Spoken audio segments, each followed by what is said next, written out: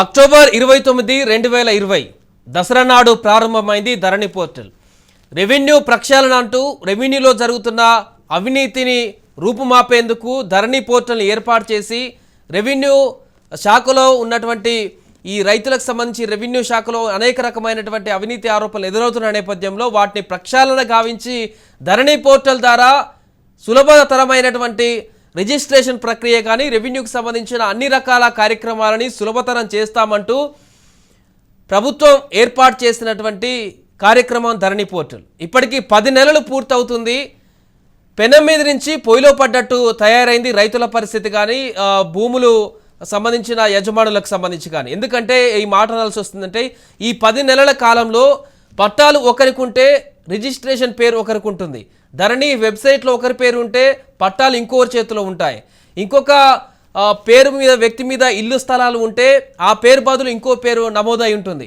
ఇలా ధరణిలో అడావిడిగా రూపొందించడం వల్ల వందలాది సర్వే నంబర్లు మాయమయ్యాయి. ప్రభుత్వ భూమి తప్పిదాలతో నిషేధిత జాబితాలోకి వెళ్ళాయి. లక్షలాది ఎకరాలు నిషేధిత జాబితాల నుంచి రక్షించుకునేందుకు రైతులు ఇక్కట్లు పడుతున్నారు. వారసత్వ భూముల హక్కులను సైతం దక్కించుకోలేకపోతున్నామంటూ రైతులు ఆవేదన వ్యక్తం చేస్తున్నారు. అక్షర దోషాలను సైతం సవరించలేని స్థితిలో ధరణి సంబంధించిన వెబ్సైట్లో కొనసాగుతున్నాయి. సమస్యల సుడిగుండంలో ధరణి పోర్టల్లో నానా అవస్థలు పడుతున్నారు రోజు రైతులు కానీ ఇతరతర భూ యజమానులందరూ కూడా. సో ఇప్పటికీ అటు అసైన్కి సంబంధించిన భూములలో కూడా ఇలాంటి పరిస్థితి ఉంది. రిటైర్డ్ ఆర్మీ ఉద్యోగులు కానీ ఇతరతర ప్రభుత్వ ఉద్యోగులు రిటైర్డ్ అయినటువంటి వారు కానీ ప్రభుత్వం నుంచి అందుకున్నటువంటి భూముల వివరాలలో కూడా ఇలాంటి అవకతవకల వల్ల ఎవరిని సంప్రదించాలో కూడా తెలియక రబోదిబోబు అంటున్నారు రైతులు. స్వాతంత్రం కోసం పోరాడిన వాళ్ళ భూములు కిరికిరిలో పెట్టారు. అమ్ముకోలేక మ్యూటేషన్ చేసుకోలేక సైనికుల గోస పెడుతున్నారు. ధరణి చెరలో చిక్కిన సైనికుల భూములు కూడా రెడ్ మార్కు పెట్టింది తెలంగాణ సర్కార్ సైనికుల భూములకు సంబంధించి, స్వాతంత్ర సమరయోధుల భూములకు సంబంధించి. ఇలా చెప్పుకుంటూ పోతే ధరణి పోర్టల్లో ఎటు చూసినా సమస్యలు, ఎటు చూసినా తప్పుల తడక, ఎక్కడ చూసినా రైతుల యొక్క ఆవేదనలు కనిపిస్తున్నాయి. రోజుకు వందల సంఖ్యలో ఫిర్యాదులు వచ్చినా కూడా పట్టించుకునే నాదుడే కరువయ్యాడు. సో దీనికి సంబంధించి ఈరోజు మనం చర్చ కొనసాగిస్తున్నాం. ధరణి ఎవరి కోసం తీసుకువచ్చారు, ధరణి ఎందుకు తీసుకువచ్చారు, ధరణి దీని ద్వారా ప్రజలకు ఏం జరుగుతుందో తెలుసుకునే ప్రయత్నం చేద్దాం. ముందుగా దీని గురించి చర్చ కొనసాగించే ముందుకు వివిధ జిల్లాలలో కూడా ధరణి సమస్యతో బాధపడుతున్న ప్రజల నుంచి అనేక ఫిర్యాదులు వస్తున్నాయి. సో మనం ఒక్కొక్క జిల్లా నుంచి అక్కడ ప్రజలు ఎలాంటి సమస్యలు ఎదుర్కొంటున్నారో చూద్దాం. ప్రస్తుతం మనకు కరీంనగర్ నుంచి మా ప్రతినిధి చంద్రశేఖర్ లైవ్లో ఉన్నారు. ఎస్ చంద్రశేఖర్, ధరణి పోర్టల్ ద్వారా కరీంనగర్ జిల్లాలో, ఉమ్మడి కరీంనగర్ జిల్లాలో ఏ రకమైనటువంటి సమస్యలు ఎదుర్కొంటున్నారు రైతులు కానీ, భూ యజమానులు కానీ, రియల్ ఎస్టేట్ వ్యాపారులు కానీ, ఇతరత్ర యజమానులందరూ కూడా ఈ ధరణి పోర్టల్ ద్వారా ఎదుర్కొంటున్న సమస్యలు ఏంటి? Thank you Sai. గత సంవత్సర కాలం నుంచి కూడా గొప్పగా తెలంగాణ రాష్ట్ర సర్కార్ తీసుకొచ్చినటువంటి ధరణి పోర్టల్ ద్వారా అనేక ఇబ్బందులు అవుతున్నటువంటి పరిస్థితి ఉంది. ఎందుకంటే ఉమ్మడి కరీంనగర్ జిల్లా వ్యాప్తంగా అనేక ప్రాజెక్టులు ఉన్నాయి. ప్రాజెక్టులకు సైతం వాళ్ళు భూమిని కోల్పోవడం జరిగింది. ఆ భూమిలను కోల్పోయినటువంటి నేపథ్యంలో ఉదాహరణకి ఎస్ఆర్ఎస్పీ శ్రీరామ్ సాగర్ ప్రాజెక్ట్ కాలువ కింద కొంతమంది భూములను ఇవ్వడం జరిగింది. అదే సర్వే నెంబర్ లో ఇతరుల భూమి ఉన్నప్పుడైతే అది లాక్ అయిపోతుంది. గతంలో ఉన్నటువంటి అడిషనల్ ఆర్డీఓ, ఎంఆర్ఓ స్థాయిలో సమస్య పరిష్కారం అయ్యేది. ఇప్పుడు కలెక్టర్ వచ్చి మాత్రమే లాక్ ఓపెన్ చేసే పరిస్థితి ఉంది. ధరణి పోర్టల్ వల్ల అనేక ఇబ్బందులు ఉన్నాయి. ఒకే సర్వే నెంబర్ తో ఉన్నటువంటి దాంతో ఇటు విరాసత్ చేయడం వల్ల సమస్యలు అవుతున్నాయి. మాజీ సైనికులకు సంబంధించి అసైన్ ల్యాండ్స్ వచ్చినప్పుడు వారు కొంతకాలం అయిన తర్వాత అమ్మడానికి, కొనుగోలు చేయడానికి అవకాశం ఉండేటువంటి విధంగా పోర్టల్ లో వెసులుబాటు కల్పించాల్సినటువంటి అవసరం ఉంది. అనేక విజ్ఞప్తులు చేయడం జరిగింది. రెవెన్యూ అధికారుల చుట్టూ కూడా తమ సమస్యలు పరిష్కరించాలని చెప్పి వేడుకుంటూ తిరుగుతున్నటువంటి పరిస్థితి మనకు ఉమ్మడి కరీంనగర్ జిల్లా వ్యాప్తంగా ఉంది. 2012లో కోనేరు రంగారావు కమిటీ సిఫార్సు అమలు చేసినట్టయితే ఇదంతా సమస్య వచ్చి ఉండేది కాదు. అనేక ఇబ్బందులు ఉన్నాయి అని చెప్పి రాష్ట్ర ముఖ్యమంత్రి దృష్టికి తీసుకొచ్చినట్టయితే కొన్ని చిన్న చిన్న సమస్యలు ఉంటాయి, బాలారిష్టాలు ఉంటాయని చెప్పేసి తేలికగా కొట్టేసినటువంటి పరిస్థితి ఉంది. ఇప్పటికైనా ప్రభుత్వ యంత్రాంగము, ప్రభుత్వము ఈ రెవెన్యూ శాఖను ప్రక్షాళన చేయాలి. ఎందుకంటే రాష్ట్ర ప్రభుత్వం తీసుకున్నటువంటి నిర్ణయం ఎట్లా ఉంది అంటే కొండ నాలుకకు మందేస్తే ఉన్న నాలుక పోయినట్టు అయిపోయింది. అమ్ముదామంటే అమ్మలేక, కొందామంటే కొనలేక ఉన్నటువంటి పరిస్థితి ఒకవైపు ఉంటే, మరొక వైపు రైతులకి రైతు బీమా, రైతు బంధు లాంటి పథకాలు అమలు కావడం లేదు. దీంతో వాళ్ళ యొక్క పేరులో ఆ సర్వే నెంబర్ కి సంబంధించినటువంటి ల్యాండ్ వారి పేరు మీదకి విరాసత్ రూపంలో కావచ్చు, ఇతరత్ర బదిలీ రూపంలో గాను వచ్చేటువంటి సమస్య, అనేక సమస్యలు ఉండడంతో మేమేమీ చేయలేని పరిస్థితి. ఇంకా కొంతకాలం ఆగాలి. లేదా మనకి ఈ సిస్టమ్ లో ఈ పోర్టల్లో, ధరణి పోర్టల్లో ఈ ఆప్షన్ లేదు. మోర్ ఆప్షన్స్ ఉండాల్సినటువంటి పరిస్థితి ఉంది. పై అధికారులకు మేము చెప్తాం. ఇలాంటి సమస్యలు క్షేత్రస్థాయిలో ఉన్నటువంటి పరిస్థితి. ఒకవైపు మరొక వైపు తహసీల్దార్లు సైతం తలలు పట్టుకుంటున్నారు. పై అధికారుల దృష్టికి తీసుకొద్దామంటే అనేక పనులతో వారంతా కూడా బిజీగా ఉండే పరిస్థితి ఉంది. ఎందుకంటే రాష్ట్ర సర్కార్ తీసుకున్నటువంటి నిర్ణయం మేరకు ఎంఆర్ఓలందరూ కూడా సబ్ రిజిస్ట్రార్ గా మారిపోయారు.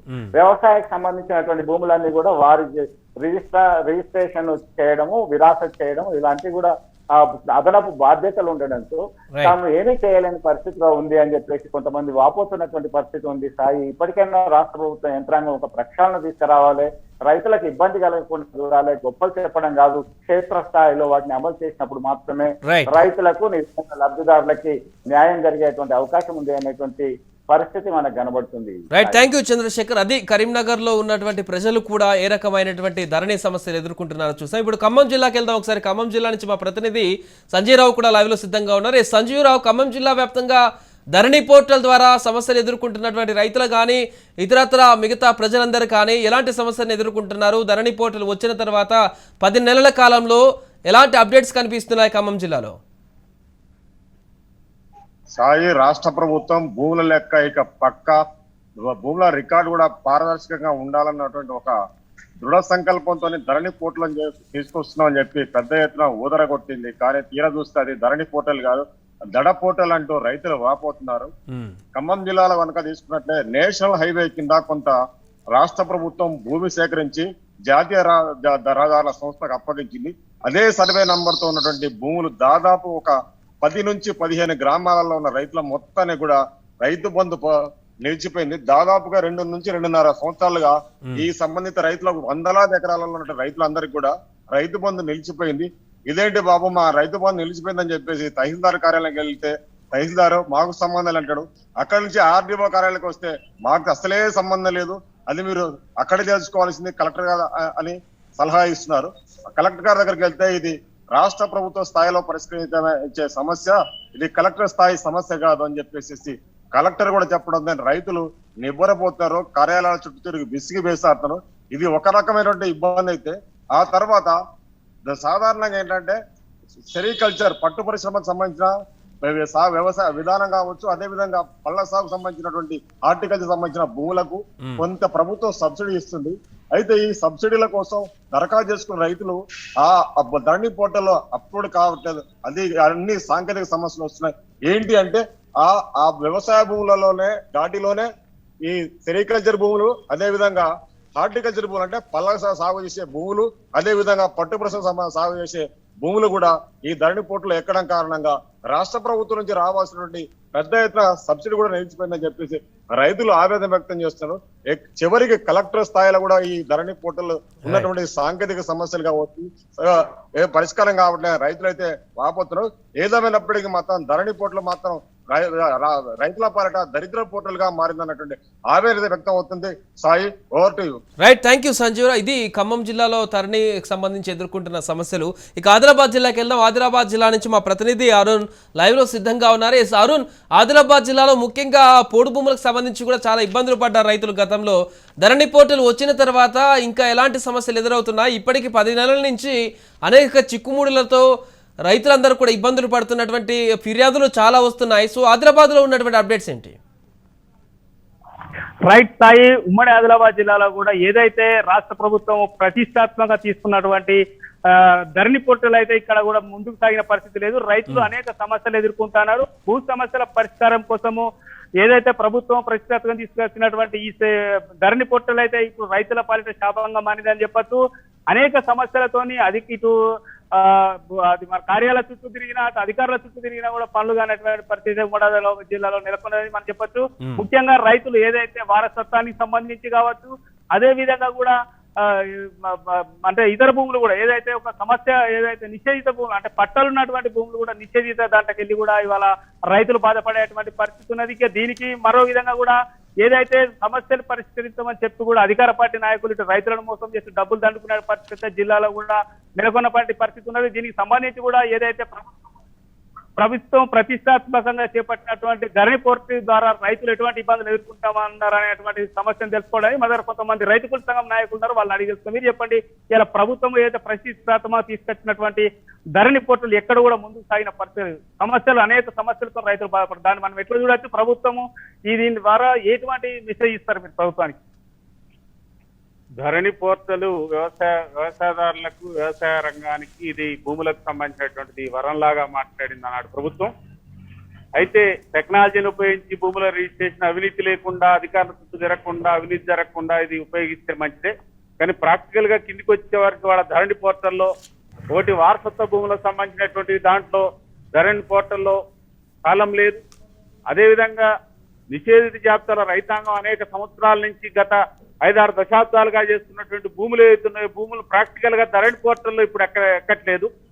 అదేవిధంగా వారసత్వాన్ని అదేవిధంగా ఇతర భూములు కూడా ఇతర సర్వే నెంబర్ భూములు కూడా దాన్ని ఎక్కపోవటం వల్ల రైతాంగం అంతా కూడా తిరిగి తహసీల్దార్ల చుట్టూ తిరగాల్సి వస్తుంది, అధికారుల చుట్టూ తిరగాల్సి వస్తుంది. గతంలో ఏ ప్రాబ్లమ్స్ నుంచి అయితే బయటపడి పోర్టల్ తీసుకొచ్చినామంటున్నారో తిరిగి అదే సమస్యల్ని అదే అవినీతి అదే తహసీల్దారులు అదే అధికార పార్టీ నాయకుల చుట్టూ తిరగాల్సినటువంటి దౌర్భాగ్య పరిస్థితి ఏర్పడ్డది. కనుక ప్రభుత్వం దీన్ని మీరు ఎంత ప్రతిష్టాత్మకంగా తీసుకున్నారో రైతాంగానికి వరం అని చెప్పారో తిరిగి అట్లా దాన్ని రెక్టిఫై చేసి మొత్తం కూడా ఈ భూములన్నిటి కూడా నిషేధిత జాబితా వారసత్వ భూములు ఇతర నిషేధిత సర్వే నెంబర్లన్నీ కూడా ధరణి పోర్టల్లో ఎక్కించి రైతాంగానికి ఇబ్బంది లేకుండా చూడాల్సినటువంటి బాధ్యత ప్రభుత్వం మీద ఉంది. అప్పుడు మాత్రమే అది వరంగాలు ఉంటుంది, లేకపోతే శాపంగా ఉంటుందని మేము అభిప్రాయపడుతున్నాం. మీరు చెప్పండి, కూడా ఇవాళ మీరు చెప్పండి, ఒక రైతు సంఘం నాయకుడు మీరు ఏం డిమాండ్ చేస్తున్నారు ప్రభుత్వాన్ని? ఇలా ప్రతిష్టాత్మకంగా ఇస్తున్నటువంటి ఏదైతే ఈ ప్రాజెక్ట్ ఉన్నదో ఇది ఇప్పటి వరకు కూడా పూర్తిగా ముందుకు సాగుతలేదు. రైతులు అనేక ఇబ్బందులు పడుతున్నారు. ఒక రైతు కూలీ సంఘంగా మీరు ఏం డిమాండ్ చేస్తున్నారు ప్రభుత్వాన్ని? ఎటువంటి సవరణలు చేస్తే రేపు రైతులకు న్యాయం జరిగే అవకాశం ఉందనుకుంటారు? 2020లో ఆర్భాటంగా ప్రభుత్వం ధరణి పోర్టల్ను నిర్వహణ ముందుకు తీసుకొచ్చింది. అందులో భాగంగానే రైతాంగ సమస్యలు పరిష్కారం అయితే అంటే రైతాంగానికి కొత్త సమస్యలు తీసుకొచ్చిన పరిస్థితి ధరణిలో కనబడతా ఉంది. ఎందుకంటున్నామంటే అనేక సంవత్సరాల నుంచి అనేక ఏళ్ల నుంచి రైతులు సాగు చేస్తున్న భూములకు వాళ్లకు పట్టాలు లేక అదే విధంగా వాళ్ళు ధరణిలో ఎక్కిస్తున్నామని ఎంఆర్ఓ ఆఫీసుల చుట్టూ కార్యాలయాల చుట్టూ పదే పర్యవేక్షణ చేసి పదే మొక్కులు చేసుకుంటూ తిరుగుతా ఉన్న వాళ్ళ సమస్యలు పరిష్కారం కాలేని పరిస్థితి కనబడతా ఉంది. అంతేకాదు ధరణి పేరుతోని ఈ రోజు అనేక సమస్యలు ముందుకొస్తున్నాయి. ధరణి పేరుతోని ఉన్న భూములు పోగొట్టుకున్న పరిస్థితి కనబడతా ఉంది. అంతేకాదు సైనికులకు ఇచ్చిన భూములు కూడా ఈ రోజు ధరణిలోకి ఎక్కకుండా అవి రెడ్ మార్క్ తో పెట్టేసి ఆ భూముల్లో యథావిధిగా ఆపిన పరిస్థితి కనబడతా ఉంది. ప్రభుత్వం తక్షణమే ఈ సమస్యలు పరిష్కరించే విధంగా ధరణి పేరుతో ముద్దుగా వచ్చారు కాబట్టి ధరణి కాకుండా సమస్యలు పరిష్కరించగా ప్రభుత్వం చర్యలు చేపట్టాలని ప్రభుత్వాన్ని కోరుతా ఉన్నాం. రైట్ గా ఇది ఉమ్మడి ఆదిలాబాద్ జిల్లాకు సంబంధించినటువంటి పరిస్థితి ఏదైతే ఇటు రైతులు అనేక ఇబ్బందులు పడుతున్నారు. ప్రభుత్వం ప్రతిష్టాత్మకంగా చేపట్టినటువంటి ఏదైతే ధరణి పోర్టల్లో దీంట్లో సవరణలు చేయాలి. ఇప్పటికీ అనేక ఇబ్బందులు పడుతున్నారని వీళ్ళైతే డిమాండ్ చేస్తున్నారు. ఖచ్చితంగా కూడా ప్రభుత్వం దీన్ని ప్రాజెక్టు ఏదైతే కొన్ని జిల్లాలకే పరిశ్రమ చేసి ముందుగా ఒక పైలట్ ప్రాజెక్ట్ గా పూర్తి చేస్తే బాగుండేదని కూడా వీళ్ళు అభిప్రాయం వ్యక్తం చేస్తున్నారు. ఇప్పటికైనా కూడా ప్రభుత్వము ఈ ధరణి పోర్టల్ కు సంబంధించి కూడా మరోసారి పునరాలోచన చేసి కూడా పాద పద్ధతిని కొనసాగించే విధంగా చర్యలు చేపడితే బాగుంటుందని అయితే రైతు కూలీ సంఘం నాయకులు డిమాండ్ చేస్తున్నటువంటి పరిస్థితి. Thank you Arun. సో మొత్తానికి ఆదిలాబాద్ జిల్లాలో కూడా ధరణి పోర్టల్కి సంబంధించి ప్రాబ్లమ్స్ అలాగే కొనసాగుతున్నాయి. అక్కడ కూడా చాలా భారీ ఎత్తున ఫిర్యాదులు అయితే కొనసాగుతున్నట్టుగా మనకు అక్కడటువంటి అప్డేట్స్ మనకు కనిపిస్తున్నాయి. రైట్, భద్రాద్రి కొత్తగూడెం జిల్లా కూడా వెళ్దాం. అక్కడి నుంచి మా ప్రతినిధి ఉదయ్ లైవ్ లో సిద్ధంగా ఉన్నారు. ఉదయ్, భద్రాద్రి కొత్తగూడెం జిల్లాలో ధరణి పోర్టల్ ద్వారా ఎదుర్కొంటున్నటువంటి సమస్యలు, ఫిర్యాదులు కానీ రైతుల నుంచి వస్తున్నటువంటి ఆవేదన కానీ ఫిర్యాదులు కానీ ఎలా ఉన్నాయి? సాయి, మొత్తంగా చూసుకుంటే రాష్ట్ర వ్యాప్తంగా అర్బన్ ఏరియాలతో పోల్చుకుంటే ఇటు భద్రాద్రి కొత్తగూడెం జిల్లా పూర్తిగా ఏజెన్సీ ప్రాంతం కావడం వల్ల అటు అసైన్ భూములకు సంబంధించి కానీ అటు ఏజెన్సీ యాక్ట్లకు సంబంధించి 170 అటు పిసా గ్రామ సభలు కూడా ఇటు ఏజెన్సీ వివాదాల్లో ఎక్కువ ల్యాండ్ డిస్ప్యూట్స్ ఇక్కడ నమోదవుతున్న పరిస్థితి ఉంది. అయితే గత ఏడాది ప్రభుత్వం ప్రతిష్టాత్మకంగా చేపట్టిన ధరణి ఇక్కడ అతిపెద్ద సమస్యను కూడా సృష్టిస్తా ఉంది. ఎందుకంటే పూర్తిగా అటు సింగరేణి లీజు భూములతో పాటు అటవీ శాఖ భూములు, అదేవిధంగా అసైన్మెంట్ భూములు, అదేవిధంగా ఈనా భూములతో పాటు ఎక్కువగా ఇక్కడ కేసులు అటువంటి ఫిర్యాదులు నమోదవుతున్న పరిస్థితి. అయితే ప్రస్తుతంగా మనము భద్రాద్రి కొత్తగూడెం జిల్లా వ్యాప్తంగా చూసుకుంటే 23 మండలాల పరిధిలో సుమారు 2600కి పైగా ఇక్కడ కలెక్టరేట్ ఫిర్యాదులు అయితే ధరణికి సంబంధించిన ఫిర్యాదులు అయితే అందాయి. ప్రస్తుతం సుమారు 1600 ఫిర్యాదులు కూడా పరిష్కరించినట్టయితే కలెక్టరేట్ నుంచి మనకి అధికారిక సమాచారం అవుతుంది. మొత్తంగా పార్ట్ బిలో అంటే దేవాదాయ శాఖకు సంబంధించి కావచ్చు, సింగరేణి లీజ్ భూములకు సంబంధించి కావచ్చు, ప్రభుత్వం గతంలో అసైన్ చేసిన భూములు కావచ్చు, పార్ట్ బిలో అప్పుడు వివాదాస్పద భూములన్నింటినీ కూడా పార్ట్ బిలో చేర్చింది. వాళ్ళకి ఎవరికి కూడా ప్రభుత్వం నుంచి పట్టాదారు పాస్ పుస్తకాలు అయితే ఇప్పటి వరకు కూడా ఇవ్వలేదు. అయితే వాళ్ళకి సంబంధించి సుమారు జిల్లా వ్యాప్తంగా 6000 ఫిర్యాదులు కూడా ఇప్పటివరకు కలెక్టరేట్ వద్ద అంటే ధరణికి సంబంధించి ఫిర్యాదులు అయితే అందుతున్నాయి. మొత్తంగా ఇటీవల సిఎస్ అంటే ఒక టోల్ ఫ్రీ నెంబర్ ని కూడా ఏర్పాటు చేయడం జరిగింది. ధరణికి సంబంధించి మీకు ఎటువంటి ఫిర్యాదు ఉన్నా కానీ వాట్సాప్ ద్వారా మాకు సమాచారం ఇస్తే క్షణాల్లోనే మేము పరిష్కరిస్తామని ఇప్పటికే వేల సంఖ్యలో ఫిర్యాదులు కూడా వాట్సాప్ ద్వారా రైతులు చేస్తున్నారు. అయితే పూర్తిగా ఏజెన్సీ ప్రాంతం కావడం వల్ల ఎటువంటి అవగాహన లేకపోవడం, అదేవిధంగా భూ పరిపాలనకు సంబంధించి కానీ వాళ్ళకి కనీసం లిఖిత పూర్వకంగా కూడా ఫిర్యాదు చేసేంత నాలెడ్జ్ లేకపోవడం వల్ల ఇక్కడ బ్రోకర్లు కూడా తయారయ్యారు. దీన్ని అదునుగా చేసుకున్న రెవెన్యూ అధికారులు కూడా కొంత చేతివాటం కూడా ప్రదర్శిస్తున్న పరిస్థితి. మొత్తంగా చూసుకుంటే గతంలోనే రాష్ట్ర ప్రభుత్వం ఎప్పుడైతే ధరణి అనే ఒక అంశాన్ని తీసుకొచ్చిందో వాస్తవానికి కేంద్ర ప్రభుత్వం దేశవ్యాప్తంగా రైట్ ఉదయ్. సో భద్రాద్రి కొత్తగూడెం జిల్లాలో కూడా ఈ విధమైనటువంటి సమస్యలు ఉన్నట్టుగా మనకు కనిపిస్తుంది. సో అన్ని జిల్లాల్లో కూడా రాష్ట్ర వ్యాప్తంగా ఇదే సమస్యలు ధరణి పోర్టల్ ద్వారా ఎదుర్కొంటున్నారు. దీనికి సంబంధించి మనతో మాట్లాడేందుకు మాజీ ఎంఆర్ఓ బాలరాజు గారు కూడా జాయిన్ అవుతున్నారు. బాలరాజు గారు నమస్తే అండి. సో ధరణి పోర్టల్ వచ్చి 10 నెలలు అవుతుంది. ఇప్పటికీ వచ్చినప్పటి నుంచి కూడా ఇలాంటి చిక్కుముడులే, ఈ తప్పిదాలు, అక్షర దోషాలు, ఒకరి పేరు ఒకరిని పెట్టడం, ఈ పట్టా ఉన్న వాళ్ళకి ఇంకొకరికి అధికారికంగా భూములు ఇస్తున్నట్టు రికార్డులు ఆన్ రికార్డులో ఉండడం, చెప్పుకుంటూ పోతే కొన్ని వందల వేల సమస్యలు ప్రజల నుంచి వస్తున్నాయి, కనిపిస్తున్నాయి. ధరణి పోర్టల్ ద్వారా అసలు ప్రభుత్వం సాధించింది ఏంది ఈ 10 నెలల్లో? ముందుగా రాజ్ న్యూస్ ప్రేక్షకులకు, నిర్వాహకులకు అందరికీ వందనాలండి. ఈరోజు 4 రోజులైతే ధరణి పోర్టల్ ధరణికి సంబంధించినటువంటి చట్టం చేసి 2020 సెప్టెంబర్ 9th నాడు తీసుకొచ్చింది. 1 year 10 నెలలు అన్నారు, కరెక్టే. సంవత్సరం ఇంకొక 4 రోజులు అయితే సంవత్సరం అవుతుంది. ముఖ్య ఉద్దేశం digital platform created and maintained for the purpose of records of rights అండి. ఒక స్పష్టమైన ఒక మిషనరీ ద్వారా, ఒక మెకనైజేషన్ ద్వారా ప్రతి రైతుకు సేవలు అందించాలనుకుంటున్నటువంటి చట్టం. కానీ ఇంతకుముందు మీరే అన్నారు ఒక మాట, పెనం నుంచి పొయ్యబడ్డట్టుగా. గతంలో మీరు అంటే ప్రతి వాటకు రెవెన్యూ సిబ్బందిలో ఉన్న అవినీతి అని మీరు అన్నారో లేదో, కానీ జనంలో వ్యాప్తి చెందినటువంటి సీఎం గారు కావాలని ఈ పదజాలను ఉపయోగించి తీసుకొచ్చి ఇక నుంచి అవినీతి ఉండదు అనే శబ్దంతో తీసుకురాబట్టేటువంటి చట్టం. ఇప్పుడు సంవత్సరం అయింది. ఇక అసలు ఈ రోజే సిఎస్ గారు కూడా పత్రికలు వచ్చే న్యూస్ ప్రకారంగా దాదాపు 8 లక్షల ట్రాన్సాక్షన్ అయినాయి అని అంటున్నారు. కానీ ఎక్కడైతే ఉండవలసిన ప్రధానంగా గతంలో ఉండవలసిన సమస్యలు, అదే పేరు తప్పు, విస్తీర్ణం తప్పు, తర్వాత తండ్రి పేరు తప్పు, భార్య పేరు తప్పు, కుమారుని పేరు తప్పు, ఇవన్నీ మిస్టేక్స్ ఒక్కటి కూడా రెక్టిఫై కావట్లేదు. ఎంఆర్ఓ గారికి ఏ రకమైన ఆప్షన్ ఇవ్వలేదు. ఇది ఇంతకు ముందు ఒక 6 months కూడా మనం ఇంతకుముందు మాట్లాడుకున్నాము, అదే రిపీట్ అవుతుంది. ఏ మాత్రం డెవలప్మెంట్ లేదు. నాకు లేటెస్ట్ గా ఉన్న సమాచారం ఏంటంటే ఈ లావణీ పట్టాలకు సంబంధించి సక్సెషన్ అంటే ఫౌతి లేదా విరాసతు, ఈ 3టికి సంబంధించినటువంటి అంటే ఈ 3 పదం ఒకటే, ఏదో పోర్టల్ అప్రూవల్ కాబోతుంది అనేది ఒక మాట తెలిసింది మాకు. కానీ ఇంతవరకు కూడా ఎనేబుల్ కాలేదు.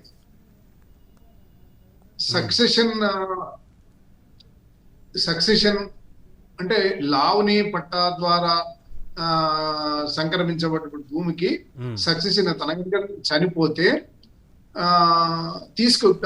చేయొచ్చు, అంటే సక్సెషన్ చేయొచ్చు అనేది. కానీ ఇప్పటి వరకు కూడా కాలే. అదొక్క డెవలప్మెంట్ ఎక్స్పెక్ట్ చేస్తున్నాము. బహుశా వస్తే అది సంతోషమే, రాకుంటే మనం ఏం చేయలేము. కానీ as it is where it is, ఎక్కడ ఉన్నది అక్కడే ఉన్నది. ప్రజలు సఫర్ అయ్యేది అవుతూనే ఉన్నారు. డైలీ మొన్న ఒక చిన్న ఫంక్షన్ కి వెళ్ళిన పరిచయం ఉన్న మిత్రుంది, దాదాపు ఒక 10 మంది చుట్టుముట్టు కూర్చున్నారు. మీ రెవెన్యూ వాళ్ళు ఏం చేయదలుచుకున్నారు, అసలు ఏంది, మీరేదో తప్పు చేస్తున్నారని చెప్పి గవర్నమెంట్ తీసుకొని వచ్చింది, మరి ఏంటి పరిస్థితి. ఇంత అస్సలు ఒక్క అడుగు ముందుకు పోలేదండి ఇప్పటి వరకు. గతంలో చాలా సార్లు మేము డిమాండ్ చేసినాము, సర్వీస్ ప్రొవైడర్ ఎవరైతే ఉన్నారో ఇప్పుడున్న ఆయనను మార్చాలి.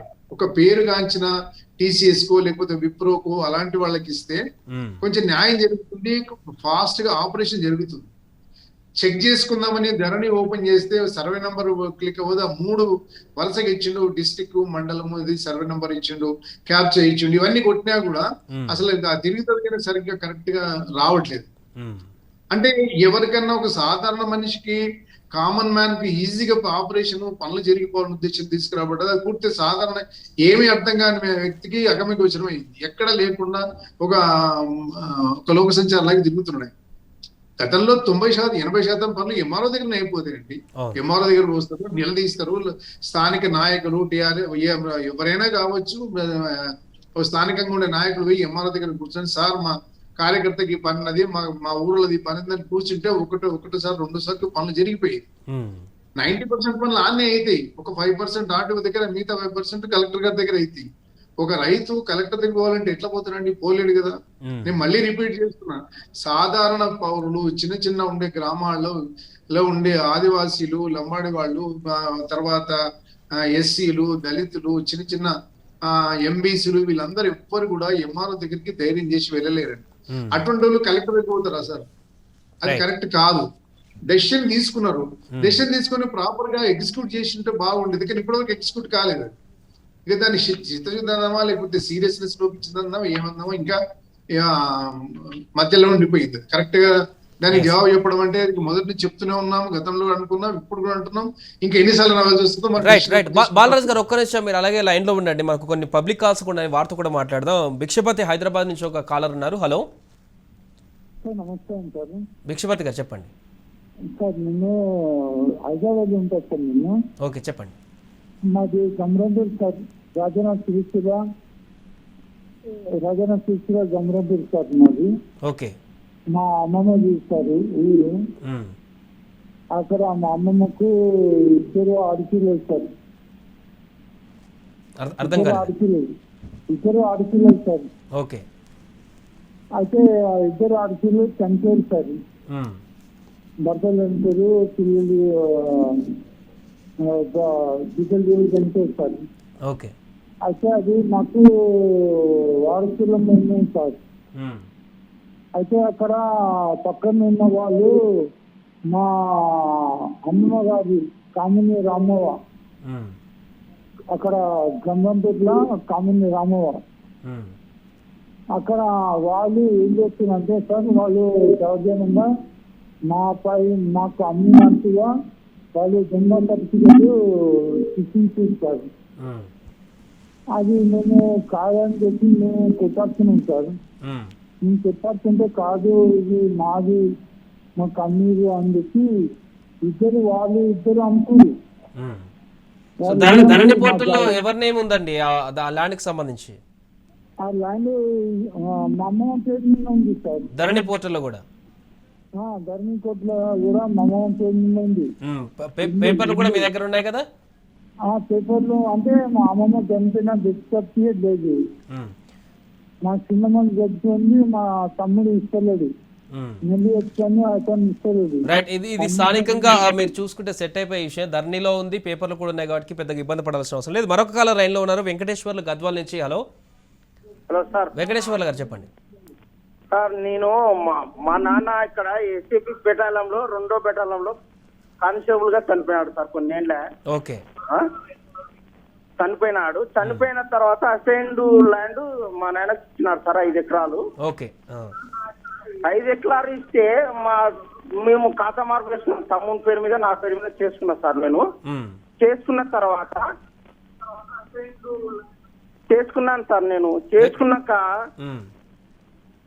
పాస్బుక్ నా పేరు మీద వచ్చింది. నేను పెద్దోళ్ళింటికి, నా తమ్ముడు చిన్నోడు తన పేరు మీద వచ్చినది లేదు, తీసేసినారు వాళ్ళు. లేదు, రెవెన్యూ రికార్డ్ లో లేదు, ఏం లేదు సార్. తీసుకున్నారు. నాకు మన పాస్బుక్ కొత్తగా వచ్చింది, ఒక 3 ఏళ్ల కిందట వచ్చింది సార్.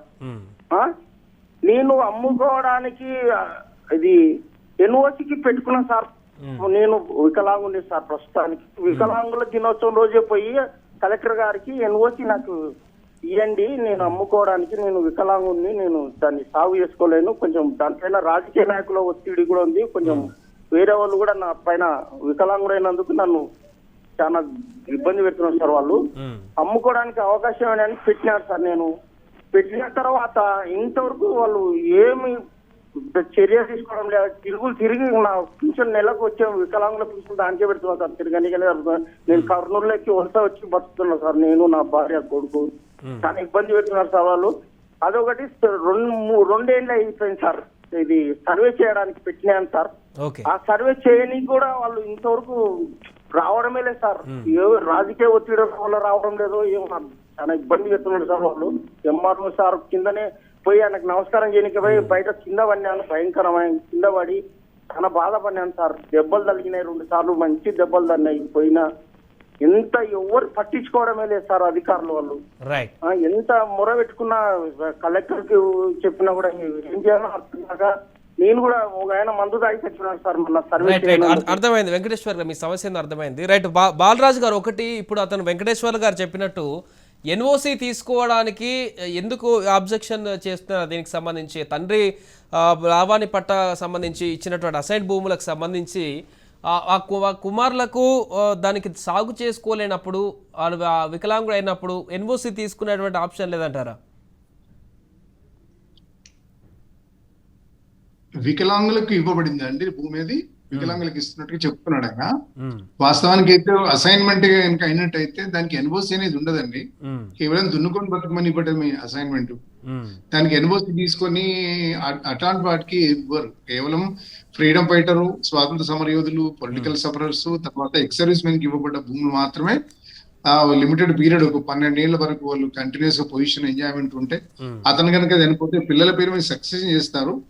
ఇంకా పీరియడ్ కనుక పెరిగినట్టయితే మేము అమ్ముకోవాలని అనుకుంటే దానికి అమ్ముకోవడానికి అని కలెక్టర్ అప్లికేషన్ ఇచ్చుకుంటారు. తర్వాత ఆర్డీఓ కలెక్టర్ గారి దగ్గర ఎన్ఓసి కమిటీ కూర్చొని దాన్ని అప్రూవ్ చేసే దానికి ఎన్ఓసి ఇస్తే దాని ద్వారా అమ్ముకుంటారు తప్ప ఈ వికలాంగులకు ఇవ్వబడినటువంటి భూమి వాళ్ళ తండ్రికి ఇచ్చిన భూమి, తన తండ్రి పోలీస్ రిటైర్డ్ అయిన తర్వాత చనిపోయిన తర్వాత తన తండ్రికి ఇచ్చినటువంటి భూమి అది, తన తండ్రి తర్వాత ఇతనికి వచ్చిందంట ఆ భూమి.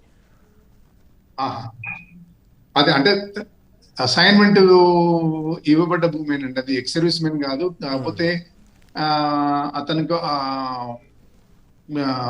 అసైన్మెంట్ ల్యాండే అది బహుశా అది అమ్ముకోవడానికి అయితే అవకాశం లేదు. అది మళ్ళా సక్సెషన్ చేస్తారు అంతేగాని అమ్ముకోవడానికి ఎన్ఓసి కలెక్టర్ గారు ఇచ్చే అధికారం అయితే లేదండి. రైట్, ఎస్, మనకు నారగోని ప్రవీణ్ కుమార్ గారు కూడా జాయిన్ అయ్యారు, రియల్ ఎస్టేట్ సంఘం అధ్యక్షులు. ప్రవీణ్ కుమార్ గారు నమస్తే అండి. నమస్తే సాయి గారు. సో ప్రవీణ్ కుమార్ గారు, ఈ ధరణి పోర్టల్ వచ్చిన తర్వాత భూముల అమ్మకాలు కొనుగోళ్లకు సంబంధించి కానీ, రైతులకు సంబంధించిన భూమి వివరాలు కానీ, రియల్ ఎస్టేట్లో కూడా అనేక రకాల సమస్యలు కూడా రావడం జరిగింది. ఒకరి పేరు మీద నుంచి ఇంకో పేరు మీదకి మార్చడం కానీ, అమ్ముకున్న తర్వాత కక్షిదారుల పేరు దగ్గర ఇంకో కాలం దగ్గర వేరే పేర్లు రావడం కానీ, ఇలానే అనేక ఇబ్బందులు వస్తున్నట్టుగా కూడా తెలుస్తుంది. సో ధరణి వచ్చిన తర్వాత రియల్ ఎస్టేట్లో ఎదుర్కొంటున్నటువంటి సమస్యలు ఏంటి, మీరు ఏం ఫేస్ చేశారు ఈ 10 నెలల కాలంలో? సాయి గారు, గత సంవత్సరం ధరణి పోర్టల్ తెచ్చిన సందర్భంలో తెలంగాణ స్టేట్ రియాల్టర్స్ అసోసియేషన్ ధరణి పోర్టల్ కు వ్యతిరేకంగా పోరాటం చేయటం జరిగింది. ఆ పోరాట ఫలితంగా ప్రభుత్వము వ్యవసాయేతర భూములలో ధరణి పోర్టల్ ని వెనుకకు తీసుకోవటం జరిగింది.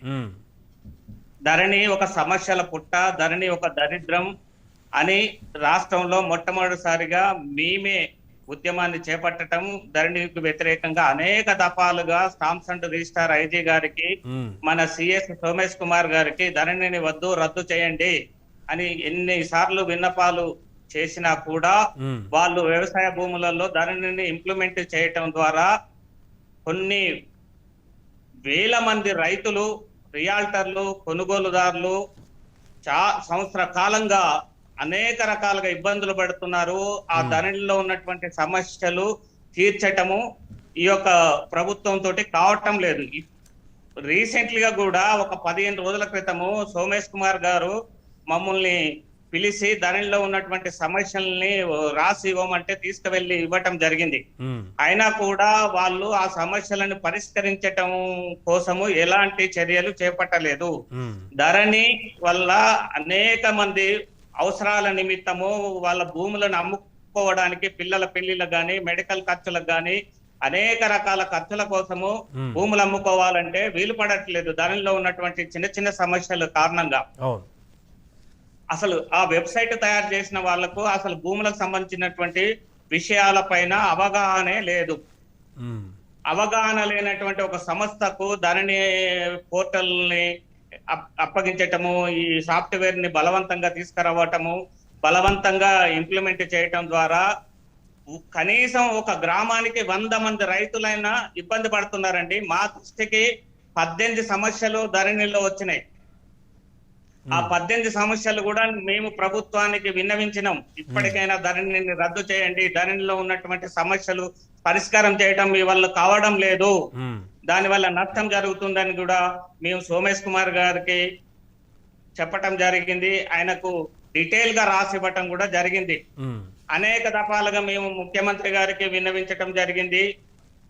వివిధ మార్గాల ద్వారా ఆయన మేము కలిసి ఆ యొక్క ప్రాబ్లమ్స్ చెప్పుకుందామంటే కేసీఆర్ గాని, కేటీఆర్ గారు గాని, సోమేష్ కుమార్ గారు గాని మాకు అసలు అపాయింట్మెంటే ఇవ్వలేదు. ఎంత దారుణం అంటే వాళ్ళు ధరణి చాలా గొప్పది అని చెప్పేసి మన ఎవరు ముఖ్యమంత్రి గారు గాని, సోమేష్ కుమార్ గారు గాని టీవీ ఛానల్లో కూర్చొని చాలా గొప్పగా ధరణి పోర్టల్ గురించి చెప్పటం జరుగుతుంది. కానీ అవన్నీ పచ్చి అబద్ధాలు. ధరణి అనేది ఒక సమస్యల పుట్ట. ఆ సమస్యలను పరిష్కరించటంలో సంవత్సర కాలంగా ఈ రాష్ట్ర ప్రభుత్వము విఫలమైంది. ఇప్పటికి కూడా ఒక సర్వే నెంబర్ లో ఒక 20 ఎకరాల భూమి ఉంటే అందులో 1 ఎకరం గవర్నమెంట్ భూమి ఉన్నా మిగతా 19 ఎకరాలు రిజిస్ట్రేషన్ కావడం లేదు. అట్లాగే ప్రభుత్వము తన అవసరాల నిమిత్తము కెనాల్ కోసమో ఇతర అవసరాల కోసమో భూమి సేకరణ చేస్తే ఒక 10 ఎకరాలు ఉన్నటువంటి సర్వే నెంబర్ లో 1 ఎకరం సేకరిస్తే మిగతా 9 ఎకరాలను కూడా బ్లాక్ లిస్ట్ లో పెట్టడం జరిగింది. ఆ 9 ఎకరాలు ఉన్నటువంటి రైతులు కూడా ఇబ్బంది పడుతున్నారు. అట్లాగే ఎవరైనా 2 వ్యక్తులు కలిసి కొనడానికి, 2 వ్యక్తులు కలిసి అమ్మడానికి కూడా ధరణిలో అవకాశం లేదు. అట్లాగే రిజిస్ట్రేషన్ లో చిన్న చిన్న పొరపాట్లు జరిగినప్పుడు, సరిహద్దు ఏదైనా తప్పుబడినా, లింక్ డాక్యుమెంట్ నెంబర్ తప్పుబడినా, పేర్లు తప్పుబడినా మామూలుగా సబ్ రిజిస్టర్ ఆఫీస్ లో రెక్టిఫికేషన్ చేసుకునే అవకాశం ఉండేది. కానీ ఈ ధరణిలో అలాంటి అవకాశాన్ని కల్పించలేదు. అట్లాగే ప్రజెంట్ ఈ ధరణిలో లింక్ డాక్యుమెంట్ నెంబర్ ని నమోదు చేసుకోవడానికి అవకాశం లేదు. ఇట్లా ఈ విధంగా చెప్పుకుంటూ పోతే మీరు మన స్క్రీన్ పై ఒక సమస్య కరెక్ట్ మంచి సమస్యను లేవనెత్తారు. గవర్నమెంట్ సైనికులు దేశ సేవ చేసినటువంటి సైనికులకు కేటాయించినటువంటి భూమి కూడా బ్లాక్ లిస్ట్ లో పెట్టడం, వాళ్ళు అమ్ముకోవడానికి ప్రయత్నిస్తున్నటువంటి సందర్భంలో ఆ భూమిని రిజిస్ట్రేషన్ కాకుండా బ్లాక్ లిస్ట్ లో ఈ గవర్నమెంట్ పెట్టడం జరిగింది.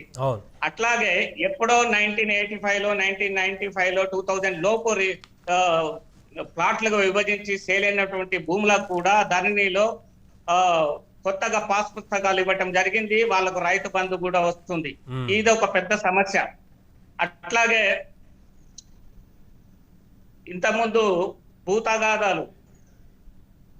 భూతగాదాలు ఏదైనా సమస్య ఉంటే, సరిహద్దు సమస్యలు లేకుంటే ఇంకేదైనా చిన్న చిన్న సమస్యలు ఉంటే ఎంఆర్ఓ స్థాయిలోనే పరిష్కరించుకునే అవకాశం ఉండేది. ఏ చిన్న సమస్య వచ్చినా కూడా ఇప్పుడు కలెక్టర్ దగ్గరికి వెళ్ళాల్సినటువంటి పరిస్థితి ఉన్నది. ఈ విధంగా చెప్పుకుంటూ పోతే అనేక సమస్యలు ఉన్నాయండి. ఇంకా దారుణమైనటువంటి విషయం ఏంటంటే, ఒకరి పేరు మీద ఉన్నటువంటి భూమి ఇంకొకరి పేరు మీద నమోదు చేశారు ధరణిలో. ఆ విధంగా నమోదు చేసినప్పుడు అయ్యా నా భూమి పక్కనైన పేరు మీద నమోదు చేశారు, మరి ఎట్లా నా పరిస్థితి ఏంటి అంటే, అధికారులు ఇచ్చినటువంటి సమాధానం ఏంటంటే, మీరు తిరిగి వాళ్ళ నుంచి రిజిస్ట్రేషన్ చేసుకోండి ధరణిలో అని కూడా అధికారులు చెప్పడం జరిగింది. ఈ విధంగా ధరణి అనేది ఒక దరిద్రము. ధరణి అనేది ఒక సమస్యల పుట్ట, ఒక తప్పుల తడక. కాబట్టి సవరించలేనటువంటి పరిస్థితుల్లో ప్రభుత్వం ఉన్నప్పుడు ఎందుకు దాన్ని రద్దు చేస్తే పోతుంది కదా, పాత పద్ధతుల్లో బ్రహ్మాండంగా నడిచింది కదా. ఈ ధరణి అనేది మాకు ఉన్న అనుమానం ఏంటంటే, ఈ ప్రభుత్వంలో ఉన్నటువంటి ఈ అధికార పార్టీ నాయకులు వాళ్ళు కబ్జాలు చేసినటువంటి భూములని ధరణిలో నమోదు చేసుకొని వాళ్ళు శాశ్వత హక్కులు పొందడానికి బలవంతంగా ప్రజలపైనటువంటి రుద్దినటువంటి ధరణి పోర్టల్ వ్యవస్థ అని మేము అనుకుంటున్నాం సాయి గారు. రైట్. బాలరాజు గారు, ఒకటి ధరణి వచ్చిన తర్వాత ధరణికి రాకముందు అనేటువంటి 2 అంశాలు మనం ఇక్కడ పరిశీలిస్తే, రెవెన్యూకి సంబంధించిన ఇప్పుడు ఉన్నటువంటి సమస్యలు, గతంలో ఇన్ని చిక్కుముడులు ఉన్నాయని మీరు అనుకుంటున్నారా? కొన్ని సందర్భాలలో అవినీతి మరకలు వచ్చినా కూడా ఇంత భారీ స్థాయిలో తప్పుల తడకైతే కనిపించలేదన్నట్టుగా నాకు కనిపిస్తుంది గతంలో ఉన్న వ్యవస్థతో పోలిస్తే. ఇప్పుడు ధరణి వచ్చినాక సమస్యలు తగ్గుతాయి అనుకుంటే అది ఇంకా రెట్టింపు అవడమే తప్ప దానికి ఒక సొల్యూషన్ వచ్చినట్టుగా అయితే అనిపించట్లేదు. ఇప్పుడున్న గతంలో పేరు ఏదైనా తప్పుంటే అప్లికేషన్ పెట్టుకోవడము, లేకపోతే డైరెక్ట్ గా ఎంఆర్ఓ గారు రిప్రజెంట్ చేయడము, స్థానిక వివరాలు తీసుకొని పోయి సార్ నాది ఇట్లా పేరు తప్పు పడింది అని అంటే ఆన్ ద స్పాట్ లో చాలా గ్రీవెన్సెస్ అన్ని ఆన్ ద స్పాట్ లో అయిపోయేవండి. ఎక్స్టెంట్ కనుక తేడా ఉంటే ఎంఆర్ఓ గారికి అప్లికేషన్ ఇచ్చి సర్వే చేసుకుంటే నెలకు 2 నెలలకు అవి అయిపోయేది అని. కానీ ప్రతిదీ ఇప్పుడు డిజిటల్ తో లింక్ అప్ అయిన ఎంఆర్ఓ ఏమీ చేయట్లేదు, అభివృద్ధానికి నాకు తెలియదు, మరి కలెక్టర్ గారికి కలవండి. ఆర్డీఓ గారికి న్యూట్రలైజ్ చేసి ఆయనకి ఏం పవర్స్ లేకుండా చేసింది. గతంలో సబ్ డివిజన్ మేజిస్ట్రేట్ ఒక అద్భుతమైన పవర్స్, ఆయన లెక్క ఆయన వేరే ఉండేది. ఆయనకి ఇప్పుడు ఏమీ లేకుండా డైరెక్ట్ ఎంఆర్ఓ కూడా ఏమి లేకుండా డైరెక్ట్ అంటే ప్రతి దరఖాస్తుదారు మీ సేవలు సబ్మిట్ చేయాలి. అక్కడి నుంచి కలెక్టర్ నుంచి ఎంఆర్ఓ నుంచి తిరిగి కలెక్టర్, మన కలెక్టర్ నుంచి డిజిటల్ సైన్ అయ్యి ఎంఆర్ఓ దగ్గరికి రావాలి. అప్పుడు అతని సమస్య పరిష్కారం కావాలి. ఇప్పుడు కలెక్టర్ లెవెల్ పోయిన తర్వాత ఏమైతుందంటే ఈ నెత్తినొప్పి మాకెందుకు అనే పద్ధతిలో మెజారిటీ అప్లికేషన్స్ అట్లా ఉండే దాదాపు కొన్ని లక్షల అప్లికేషన్లు పెండింగ్ ఉన్నాయంట. అట్లా అంటే గతంలో ఉన్న సమస్యలు స్థానికంగా అర్థం కాని వ్యక్తులు, స్థానికంగా ఉండే చిన్న చిన్న నాయకులు కానీ లేకపోతే పరిచయం ఉన్న వ్యక్తులు కానీ పోతే ఆ సమస్య పరిష్కారం అయ్యేది ఖచ్చితంగా అయ్యేది. ఇప్పుడు అది ఆ పరిస్థితి లేదండి. ఇప్పుడు మరి ముందు ఏమైనా డెసిషన్ తీసుకుంటుందా, మరి ఇట్నే కొనసాగుతుందా అర్థం కాని దుస్థితిలోకి ఇక గాలిలో దీపం పెట్టి దేవుడాన్ని మొక్కాల్సిన పరిస్థితి ఏర్పడింది. అంటే అప్పటికే సమస్య అతనికి తెలుసు, ఎంఆర్ఓ గారికి తెలుసు, కలెక్టర్ గారికి తెలుసు. కానీ ఎవరు డెసిషన్ తీసుకుంటే ఏ చిక్కు నుంచి మీద పడుతుందని భయపడి ఎవరు ముందుకు రా, ఆ సమస్య అతను అలాగే ఉండిపోతుంది. గిలగిల కొట్టుకుంటుండే ఆ రైతు. ఇక ఇంతకుముందు మన మిత్రుడు అన్నట్టుగా అమ్ముకోవాలన్నా లేకపోతే ఏం చేయాలన్నా అన్నదమ్ములు పంచుకోవాలన్న సమస్యనే ఉంది. డిజిటల్ పోర్టల్ మాత్రం దాదాపు ఒక 20 ఆప్షన్స్ ఇచ్చిండు. గిఫ్ట్ డీడ్ అని, ఆ డీడ్ అని, ఈ డీడ్ అని ఏది కాబట్టి అది కేవలము ఇప్పుడు మీ పేరు మీద ఉన్న, మీ పేరు సాయి కదా, మీ పేరున్న భూమి అది ఒకరి పేరు మీద ఉండి పక్కోళ్ళు కొంటే అది ఈజీగా ఆన్ ద స్పాట్ లో అయిపోతుంది. అదొక్క పని మాత్రమే జరుగుతుంది, మిగతా ఏమి పనులు కావడం లేదు. అదొక్కటే పని చాలా గొప్ప పని అనుకుంటారు. కానీ మనుషుల ముందు కదా రకరకాల సమస్యలు ఉంటాయి, ఇంట్లో గొడవలు ఉంటాయి, పక్క వాళ్ళతో గొడవలు ఉంటాయి. ఇవన్నీ కుటుంబ నేపథ్యం, కుటుంబం ప్రయాణిస్తున్న క్రమంలో రకరకాల దెబ్బలు తగులుతాయి. ప్రతి దెబ్బకు గాయము ఎంఆర్ఓ దగ్గర దొరికిపోతుంది. కానీ దొరకకుండా చేసి తీసుకుపోయి మిషనరీకి అప్పు చెప్తే కుదరదండి. అది ఎన్ఓసి అనేది గతంలో వచ్చేది. ఇప్పుడు టోటల్ గా ఆల్ కలెక్టర్స్ ఇన్స్ట్రక్షన్ ఏమిచ్చినట్టు ఎన్ఓసి మీరు ఎట్టి పరిస్థితులు ఇవ్వడానికి వీలు లేదు, కలెక్టర్ గారు మీరు అట్లా పెండింగ్ ఉంచండి అనేది ఇన్స్ట్రక్షన్స్ పోయినట్టే మాకు తెలిసింది. ఇప్పుడు వీళ్ళు ఎక్స్ సర్వీస్ మెన్ కానీ లేకపోతే స్వాతంత్ర సమయ వాళ్ళు ఇప్పుడు అమ్ముకోవాలని దాదాపు 80-90 ఏళ్ళకి వచ్చారు. పిల్లల పేరు మీద చేసి అమ్ముకోవాలనుకుంటే ఏ ఇంత ఫైల్ కదలడం లేదు, ఎవరు కూడా డెసిషన్ తీసుకోవడం లేదు దాని విషయంలో. ఏ డెసిషన్ తీసుకోవడం ఆగిపోతున్నారు. అందుకనే రెవెన్యూ వ్యవస్థను ఈ ఇంటెన్షనల్ గా అసలు మళ్ళా కూడా అనుకుంటున్నాం కొననాలకి మంది పెడితే ముననాలు ఊడిపోయింది అన్నట్టుగా సమస్యను జటిలమైంది. ఎందుకంటే రిఫార్మ్స్ అనేది అందరం ఆహ్వానిద్దాం, లెట్ us వెల్కమ్. ఇప్పుడు సైన్స్ అభివృద్ధి ఎంతుంది, మనుషులు కూడా ప్రతి చిన్న పాపకు సెల్ ఫోన్ ఇస్తే చాలా డిజిటలైజ్ అయ్యింది అమ్మాయి. ఇప్పుడు ఏ చిన్న అబ్బాయికి ఇచ్చినా అమ్మాయికి ఇచ్చినా క్షణాల మీద ఆడుకుంటున్నారు వాళ్ళు. సరే దానికి అనుసంధానించడంలో రెక్టిఫికేషన్ ఆఫ్ ప్రాబ్లమ్స్ కి ఎందుకు డెసిషన్ తీసుకుంటుంది గవర్నమెంట్. గతంలో అనుకున్న ఒక గ్రామానికి ఒక పాణి తీసుకొని పోయి ఆ ఊరి అందరిని పిలిపించి మీ నేమ్ ఎంత, మీ కరెక్షన్ ఎంత, మీకు స్పష్టంగా మాట్లాడి ఆ మాన్యువల్ కరెక్షన్ చేసి ఇంటర్ దాన్ని డిజిటల్ గా కరెక్షన్ చేసినట్టయితే ఒక 70-80% ఆ సమస్యలు పరిష్కారం అయితే అండి. అవి తీసుకోదలుచుకోలేదా మరి ఏంటి అనేది గవర్నమెంట్ డెసిషన్ మీద ఆధారపడి ఉంటది. జనం మాత్రం ఈ రకంగా సఫర్ అవుతూ ఉన్నారు. మీలాంటి మీడియా మిత్రులు కూడా బాగానే ఫోకస్ చేస్తా ఉన్నారు. అది మరి వాళ్ళకి ఎక్కుతుందా ఎక్కుతలేదా అనేది అది ఆలోచించదగ్గ విషయం అండి. రైట్, థ్యాంక్ యూ బాలరాజ్ గారు, థ్యాంక్ యూ ప్రవీణ్ కుమార్ గారు. సో ఏదేమైనా కూడా ధరణి వచ్చి 10 నెలలు అవుతున్నా కూడా రేపటికి చట్టం చేసి సంవత్సరం అవుతున్నా కూడా ధరణి ద్వారా ఉన్నటువంటి సమస్యలు తొలగుతాయి, ఉన్నటువంటి చిక్కులు పోతాయి అనేటువంటి ఉద్దేశంతో ప్రతిష్టాత్మకంగా తీసుకువచ్చారు సీఎం కేసీఆర్. కానీ ఇది పెన మీద నుంచి పొయ్యిలో పడ్డట్టుగా సమస్యలు పోవడం కాదు కదా, ఇప్పుడు అంతకుముందు ఉన్నటువంటి సమస్యలను డబల్ త్రిబుల్ చేస్తూ వాటికి రెట్టింపులు చేస్తూ సమస్యలు పేరుకుపోయిన సందర్భం ఇప్పుడు కనిపిస్తుంది. ఎందుకంటే పేరులు తప్పుగా ఉంటున్నాయి, ఒకరికి పట్టా ఉంటే ఇంకొకరి పేరు మీద ధరణిలో రికార్డ్ అయి ఉంటుంది ఆన్లైన్లో. ఇలా చెప్పుకుంటూ పోతే అసైన్ భూములకు సంబంధించిన సమస్యలు ఉన్నాయి, ఇక్కడ గిరిజనుల పోడు భూముల రైతులకు సంబంధించిన సమస్యలు అదేవిధంగా ఉన్నాయి. ధరణిలో స్పెల్లింగ్ మిస్టేక్లతో వచ్చిన సమస్యలు కూడా కనిపిస్తున్నాయి.